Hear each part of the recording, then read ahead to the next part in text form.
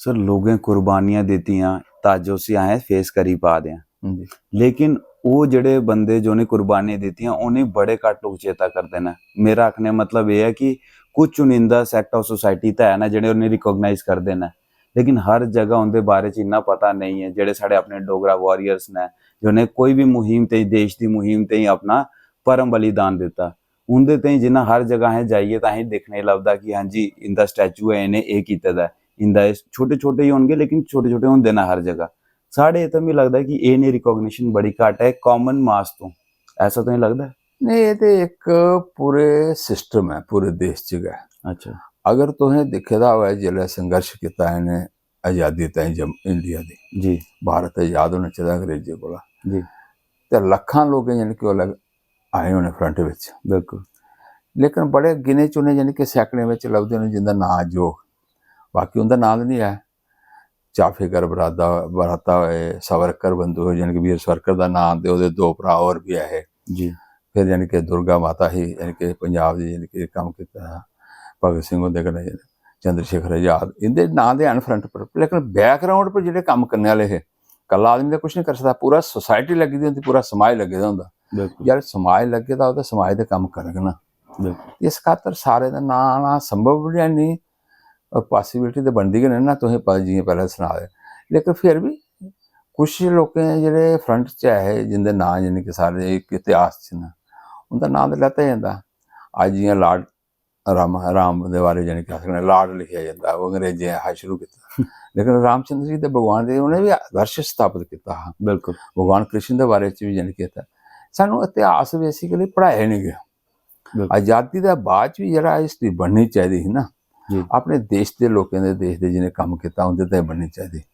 तो देखना मुगल पीरियड बहुत बड़ा उन्होंने लिखा, बिल्कुल बिल्कुल फिर इंग्लिश पीरियड बहुत बड़ा, बिल्कुल गोल्डन इतिहास होंदा सारा उगे बड़े। हाँ साढ़े यानी कि अगर कोई right A short note on Lord Rama, right A short note on Lord Krishna, ये बिल्कुल लॉर्ड बनाए हुए ना, बिल्कुल फिर लॉर्ड कृष्णा, इस प्रकार यानी कि कोई भी महाराणा प्रताप, झांसी की रानी, वो भी शॉर्ट नोट च कोई दसे भी हैं लोग, बाकी दे है नहीं, इतिहास नहीं होंगे कोई को। जब जाने वाली जनरेशन जी है बिल्कुल वो नहीं जानी सके हाँ तो उनके नक्शे कदम कि चले। एग्जैक्टली इस खातर इतिहास की अज जिस प्रकार हूँ CBSE काफ़ी हर वैसे मुरली मनोहर जोशी ने ये पर बड़ा काम किया जी हूँ, नवा जो फर्स्ट एप्रल पर शायद इंप्लीमेंट भी लगा हो जी CBSE यानी कि हिस्ट्री के बारे अपना इतिहास साढ़ा इंडिया यानी कि सारे को पहला कौन हा, भारत से गए आ रहे हैं ना सारे पूरे विश्व देश नहीं विश्व भर जी आस्था तक कटोंदे कि क्रिश्चियन का यानी कि इतिहास देखा जाए तो किन्ने साल, 2000 साल, बिल्कुल मुसलमान का इतिहास देखा जाए किन्ना हो 1800 साल, बिल्कुल बाकी वाले कम्यूनिटी का किन्ना है, बिल्कुल साढ़ा तो अथाह है ना। हाँ अगर रामायण का देखा जाए तो 9 लाख साल पुराना इतिहास है, ठीक 5000 साल तो यानी कि महाभारत खत्म हो है, ठीक साढ़ा इतिहास प्राचीन है, बिल्कुल लेकिन इतिहास की दसे नहीं गया, तो जनरेशन किए जानक, ठीक ठीक जब तक ये जनरेशन नहीं जानक तो सारी चीज़ा होंगी ने, ये सारी चीज़ा जड़ियाँ न ये परिवर्तन में तो आखा जरूर नहीं है, लेकिन पुराना इतिहास जनरेशन की सिखाना चाहिए, सीखना चाहिए, पढ़ना चाहिए, अध्ययन करना चाहिए, ताकि यदि स्टडी करिए अस अपने आने वाले टाइम की जड़े अपने बच्चे की अपने परिवार की दसी सकते हैं, जी ताकि उन्हें लगे कि प्राउड फील कर बिल्कुल कि अस खास खेत हैं। नहीं तो अदरवाइज एक पिक्चर आई पूर्व पश्चिम तो देखी होनी है, वो प्राण का रोल होता है जिनके वो इंडिया की गाली करता है, ये है वो है, देखा होगा आपने भी, तो मनोज कुमार था उसमें। तो इस प्रकार इतों तक जाइए बाहर हो आते इंडिया कुछ नहीं जी, निकम्मा है जी, गरीब है जी, इतने कुछ नहीं है, सब ये मानसिकता वैसे साढ़े इतों लोग जो बाहर चली जाते ना जी अज पूरे विश्व भर च चली जाओ, तो जी अमेरिका चली जाओ, रशिया चली जाओ, जापान चली जाओ, यानी कि सारे को अच्छे डॉक्टर जो मिल गए तो जी जो टॉप लैवल पर सारे इंडियन बिल्कुल जिन्हें भी कंट्रियां बिल्कुल इतने आख, और इतना मुश्किल करना साढ़े को 6-7% डॉक्टर जो कम करा करते, टोटल 6-7%, बिल्कुल बाकी 93-94% आउट ऑफ कंट्री, क्या वो सेवा नहीं कर सकते इतने, मोटिव केवल पैसा ही है, अपना परिवार ही है। जब उन्हें कल्चर भुली, अपना संस्कृति भुली, अपना देश भुली, अपना समाज भुली, अपनी सोसाइटी भुली, तो देश आस्ता की कर सकते। इस खातर समय के अनुसार नहीं आखदा मैं कम से सोसाइटी की जागृत करने ताईं इनका बड़ा बड़ा रोल है। केवल मात्र एक में उंदा दिता ना इतिहासकार तो साइंटिस्ट भी बड़े बड़े यानी कि बाहर चलिए दा बिल्कुल उन्हें भी कम से कम अपने देश ताईं सोसाइटी ताईं जानना चाहिए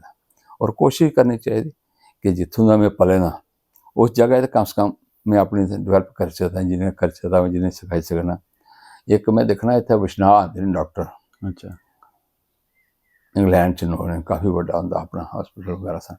हर साल आते हैं इतना जाने कि 1 महीना रखते हैं फिर वो सारे आए कैंप वगैरह लगाते हैं अलग अलग प्रकार के ठीक चाहे आर्थो का हो चाहे ईवन कि इन्ना पैसा बाहर का ही इतना यानी कि यूटिलाइज करते हैं फ्री ऑफ कास्ट करते हैं 1 महीना। बहुत अच्छे इस प्रकार अगर डॉक्टर सारे करने तो थोड़े हारे भी अगर करन तो सारी सोसाइटी डिवेलप अच्छी हुई सकती। बिल्कुल और दूई ये चीज़ है कि मैं खासकर जम्मू कश्मीर की आखन कोई भी व्यक्ति ऐसा नहीं हो जिसी 2 वक्त की रोटी नहीं लगती हो। बिल्कुल सही अच्छा तो शायद तुम्हें अगर आंकड़ा तो पता हो कोई सारे को ज़्यादा यानी कि किस स्टेट व्हीकल्स अच्छा सारी इंडिया की सारी कंट्री यानी कि अपने स्टेट्स सारे को ज़्यादा यानी कि टॉप पर इंडिया है जम्मू है नहीं जम्मू कश्मीर नहीं जी ये मुकाबले च है कोई नहीं अच्छा इन्नी व्हीकल्स नहीं था। ठीक ठीक तो ठीक क्या जम्मू कश्मीर गरीब है? नहीं बिल्कुल नहीं इस प्रकार बाकी भी मैं सनादा पूरे इंडिया च भी जी काफ़ी दूर तक पुजी है। टाटा देखो ना कम करा करता हर इंडिया तक करता बिल्कुल और वो डोनेशन खास मोर दैन 60% जाती है प्रॉफिट की बिल्कुल और पूरा सोसाइटी दे बिल्कुल और शायद तुसें एक पिछले जे सुनिया होना पेपर पढ़ते होगे टाटा का ते अंबानी का दोनों का जन्मदिन एक हुआ। अच्छा अंबानी ने बॉम्बे च किया और सारे जिन्हें भी आर्टिस्ट है यानी कि रिचेस्ट मैन है वो बुलाए ठीक ठीक होटल च उन्हें उस प्रकार का यानी कि सैलीब्रेशन की। ठीक और टाटा ने क्या किया अपनी एक कॉलोनी है उत्थे 10-12 हज़ार लेबर रही है ठीक उस कॉलोनी गया और उनदे च बैठिए उन्हें पूरा दिन बतीत किया ठीक खाना पीना उत्थे गै रहा ठीक और वह बाद च उन्हें आख्या कि जिन्नियां भी बच्चियां खासकर बेटियां ठीक वो बेटियां निकलियां कोई दसे करते हैं कि 54-55 उन्हें आख्या इनका पढ़ने का सारा खर्चा खाने का पीने का सोने पूरा खर्चा मेरा हो क्या बात चाहे बच्ची कुछ भी कोई भी पढ़े जिथे भी चाहे अब्रॉड जाना चाहती हो फॉरन जाना चाहती हो पढ़ना चाहती हो सारा खर्चा मैं दें। क्या बात यानी कि मन च क्या है कि मेरा समाज अग्गे है तो मैं वह बाद च तो दूआ यानी कि पैसे की ऐशोहरत दसने शोहरत बोले तो अलग चीज़ है ना। हाँ इस प्रकार अपना देश बड़ा बड़ा है और लोग भी बड़े अच्छे हैं सारी चीज़ें करनी चाहिए इसका तो पर समय के अनुसार है।